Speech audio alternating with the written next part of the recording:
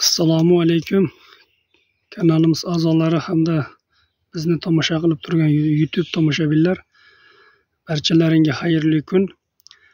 Bugungi sanamiz 2025-yil 17-may sanasida turibmiz. Hafta kuniga shanba. Mana bu ko'rib turganlaring oshqovoq. Buni navi erta pishar.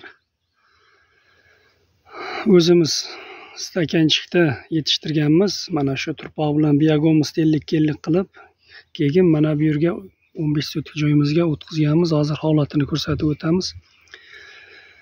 Xudo xolasa holati yaxshi. Mevaga kirdi. Bu oshqovog'imizdagi turganimizda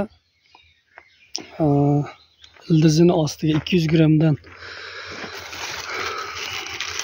biogomuz solganmiz. Biogomuz albatta bilasizlar, har qanday o'simlikni ildizini yaxshi rivojlantiradi, namlikni yaxshi saqlaydi. Mana bu ko'rib turganlaring yuqoriqqa katta klyonka tortilgan. Bu klyonka issiqlikni ildizga yaxshi o'tkazadi. Rivojlanishiga ham ancha ahamiyatga ega. Xudo xolasa pishish arafasida oshqovoqlarimiz. Ko'rishlaring mumkin.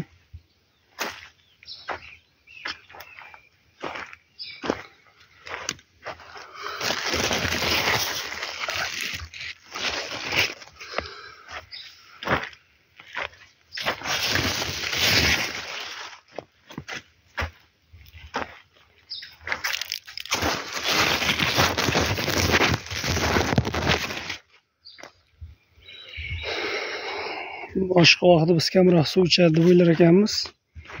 3 kun 4 kunda bir suv qo'yish kerak ekan, holatga qarab. Mana palaklari ham ko'z tegmasin. Pashta hozir quyosh mana tikkaga kelyapti, issiq. Agar chanqasa o'zi palak tashab qolar ekan.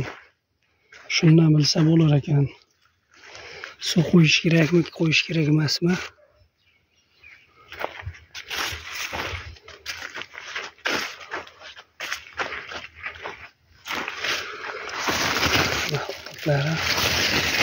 Xudo xolasa pishish arafasida hammani qilayotgan dehqonchiligiga Alloh baraka bersin. Ko'z tegmasin. Hamma narsa serob bo'lsin.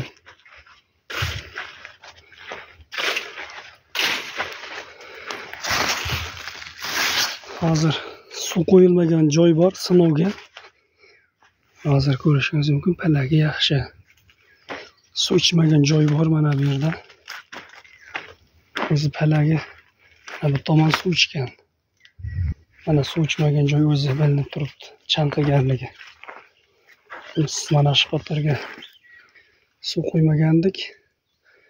Mana bu tomoni qovun. Endi qovun kamroq suv, bu tomoni oshqovoq. Endi buni ham bir o'ylab ko'ramiz. Mana bu yonidan ariqcha qilamizmi, suv ichkizgani ko'ramiz. Kimda savollar bo'lsa, bemalol kommentariyaga yozinglar. Kamchiliklar bo'lsa oldindan uzr so'raymiz.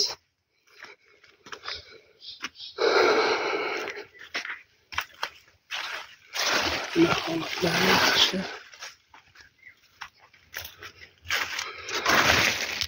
3 kun oldin juda palak tashaganda, abit mahalla kun isiganda. Hozir mana 3 kun bo'ldi suv qo'yganimizga. Holatini ko'rishingiz mumkin. Yaxshi. Yanagi videolarda ko'rishguncha